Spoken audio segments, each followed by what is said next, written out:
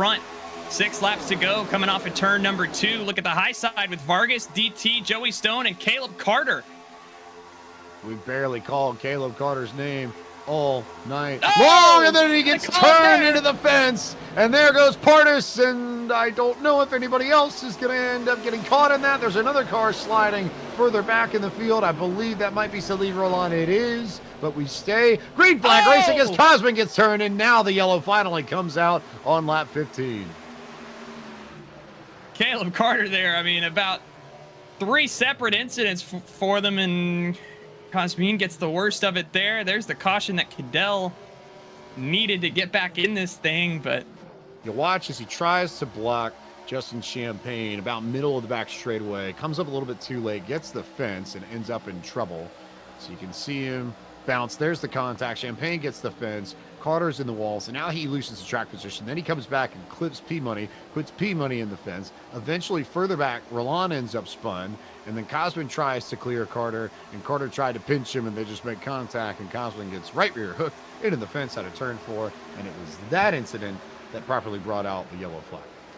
Ryan Vargas will look for an answer to try and get to victory lane. He and Smithley, your leaders here, on what effectively is a natural green. Oh, they take that back. 3 laps to go. So not quite a natural green-white checker. Cody Hicken got spun at the beginning of this. Josh Chin, I think, got caught up in that. He lost the draft as well. Vargas and company off to the races as Butler tries to get in front of Vervink and turns Vervink down to the racetrack. Vervink heads right up the wall, right up the fence. I believe into Roland to bring out the yellow flag. Trouble yet again. And again, get a replay here, and once again, just another stack up on one of these restarts kind of gets everybody compressed together, and from then on it's just a matter of time until they come apart. A lot of people there in the mix there. You see Butler trying to go 3. I don't think Vervink knew that he was 3 at all, and you make contact, especially in the middle of the corner here at Old Daytona, where it's as bumpy as it is. You have no chance of saving yourself. Yeah, no chance. And especially when you have the pack breathing down your neck as well. There's just nothing you can do. And that's part of the unfortunate truth of bumpy Daytona here. Man, Vervink took a wild ride there in the Bandit. Let's see whether or not your crystal ball proves potent as we go back to green flag racing, green-white checker, lap 22. These drivers now working. Just as you said, Champagne tries to go high. Joey Stone tried to go up there. Champagne's going to hip check Sean Butler, and Champagne is either going to be left in the middle or he's going to collect everybody and move Stone out of position. And it looks like Champagne will catch up and slide in right behind Dylan Kim, 4th car on the outside lane. Hey, I mean, that's perks of being the champ right there. Everybody wants to work with you. It comes in handy, especially at a place here like Daytona. We'll see Champagne going to try to split the middle. No, going to back out of it. Double file up here at the front. Who's going to go to that top lane? Will we make it back around to the white flag? I think that may be the bigger question. Vargas got a huge run. Big block there from Cozy to try and keep Kim behind him. Champagne went with Kim. They all tuck back into that middle lane. They're the high lane effectively on the racetrack now. Just 2 lanes of cars going as we have 1 lap to go. Still side by side. Watch Champagne on that high side. DK right in front of him. Michael Cozy Jr. Lots of guys can poke out and try to take this away from Garrett Smithley. But again, Vargas and DT working so well on the inside. They're still nose to tail all over each other as DT's blinking down the backstretch for the final time. Kallenbach got tight in the middle of the corner, just about bounced off of Michael Cozy Jr. And there goes DT around. He's the first casualty of racing at the front. What kind of help does Ryan Vargas have? Smithley in that outside lane gets a big push, opens up the door for Cozy. Kim's going to take it 3 wide in the middle. Vargas is going to go up to block Kim. He'll try and get the run on Garrett Smithley. Full pack of cars heading to the start-finish line, and as they come to it, Garrett Smithley hangs on to win the first feature tonight in Season 7 of Core, presented by Critical Path Security.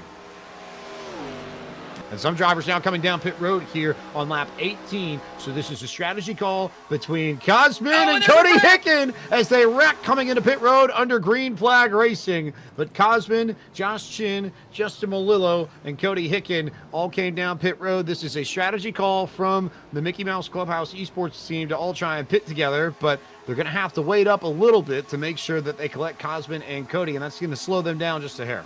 Front lane's gonna have to squeeze in here. Everybody up on the top 2 lanes trying to be conducive of Malillo while also trying to pit.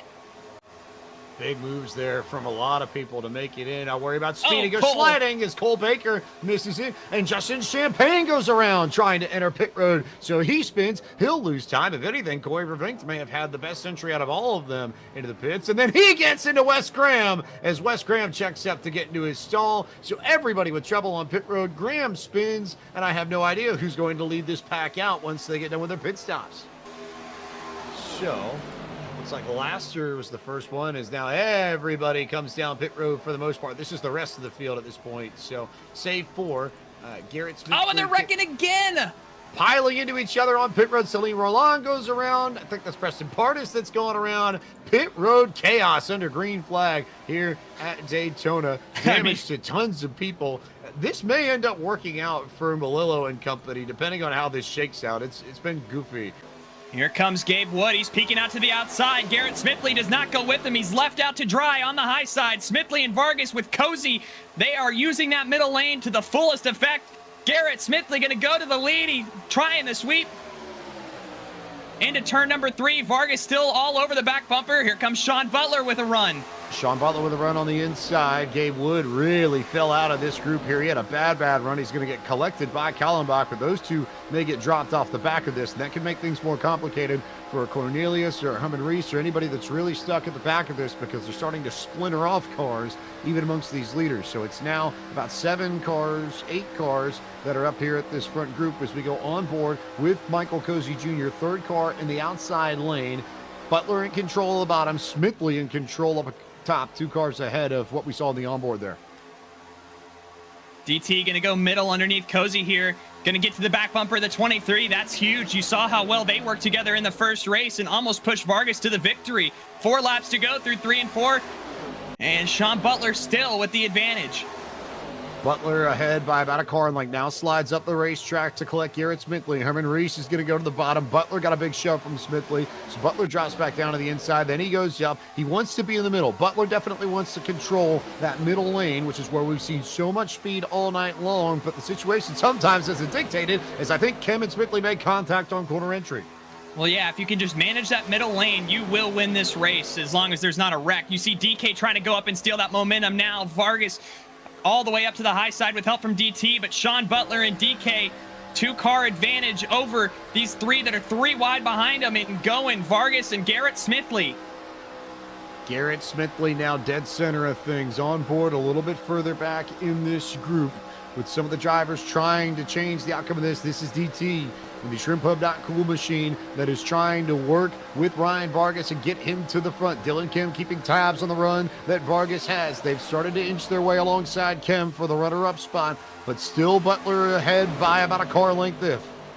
And again, Butler doing such a good job to manage that middle line. Don't let that outside lane have too much of a momentum advantage over you, but there's still some as Cozy going to try to push DT and Vargas past this middle line of Butler and DK. Ryan Vargas there on the high line, Sean Butler in the middle. That inside line has completely faded away. It is all about the middle and the top. That's where a lot of these drivers are looking, especially down the straightaways here. Coming to the white flag at Daytona. Butler with a big slide up the racetrack to keep Vargas behind him. Doing a fantastic job of managing the lanes. A little bit of contact as they take the white flag. And down into turn 1. Vargas is going to hook Butler. Around goes the 32. And now Vargas has sole control of the field. But here comes DK with help from Goen as they exit turn number 2.